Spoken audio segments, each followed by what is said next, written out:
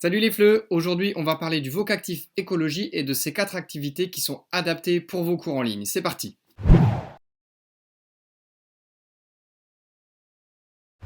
Une fois que vous aurez téléchargé le zip, vous trouverez comme d'habitude le PDF d'origine avec les 4 activités pour la classe et puis le dossier avec les ressources une par une pour vos cours en ligne. Alors, comment ça marche? Première activité, très simple. La première activité dans les vocactifs, elle est toujours très simple. D'accord ou pas d'accord? L'énergie nucléaire est une énergie sûre, le tourisme est mauvais pour la planète, il faut que tout le monde habite dans des maisons en bois, le régime végétarien est beaucoup plus écologique que le régime omnivore, etc. etc. Donc des affirmations par rapport auxquelles l'apprenant doit se positionner. Et puis bien sûr, on a un petit parce que ici, parce qu'il faudra justifier son opinion. Donc c'est un outil de base pour discuter, tout simplement. Deuxième activité, es-tu écolo? Alors ici, c'est une activité à faire plutôt par deux, où on va se poser des questions sur différentes thématiques, hein, le logement, les vacances, l'hygiène, le travail, le transport, les loisirs, etc. etc. Et puis ensuite proposer euh, des conseils, quoi, des choses à changer pour devenir plus écolo. Voilà. Alors c'est typiquement quelque chose qu'on peut faire voilà, par deux. On peut aussi donner ça en travail à la maison. C'est une petite réflexion que je me faisais avant. Vous savez, des fois on avait des travails à faire par deux à la maison. Moi je donne jamais ça à mes apprenants parce que c'est hyper pénible. Il faut prendre rendez-vous, se voir.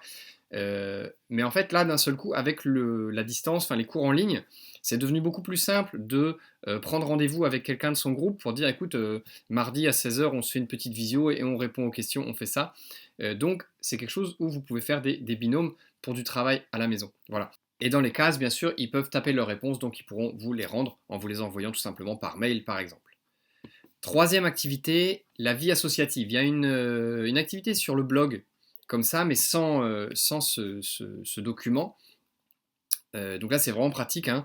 On choisit un objectif à notre association, et puis ensuite, on va lui inventer un nom, on peut décrire un logo ou le dessiner, mais là, c'est plus compliqué en ligne. On va présenter le problème dont elle s'occupe, des propositions d'action, et présenter une journée spéciale organisée par l'association pour sensibiliser les citoyens. Voilà. Encore une fois, c'est quelque chose qui peut se faire en groupe, en discutant, en binôme, tout seul. Là, c'est à vous de voir, hein. On dit souvent, nous, on fait les ressources, mais le cours, c'est vous qui le faites. Ça, on n'y changera jamais rien. C'est vous qui faites la magie. Dernière activité, là, c'est beaucoup plus créatif, un peu poétique. C'est un conte de fées écologique, hein. On va devoir choisir, par exemple, Blanche-Neige et le trou de la couche d'ozone, ou Alibaba et les chasseurs, euh, Sinbad le marin et la décharge sauvage. Voilà, il y en a d'autres comme ça. Et puis on a une trame, un peu de récit. Il était une fois, un jour comme un autre, puis quelque chose de terrible est arrivé, etc., etc. Avec chaque fois des petites indications. Le méchant fait une mauvaise action et un problème arrive. Voilà, tout est assez détaillé, donc on est aidé dans la créativité, je dirais. Voilà, donc ça c'est 4 ressources pour parler d'écologie. J'espère que ça vous sera utile, bien sûr. N'hésitez pas à nous laisser vos commentaires pour qu'on sache comment vous les avez utilisés. Parfois, vous avez des très bonnes idées qui nous enrichissent tous. Voilà, et puis abonnez-vous à la chaîne et à très bientôt. Salut!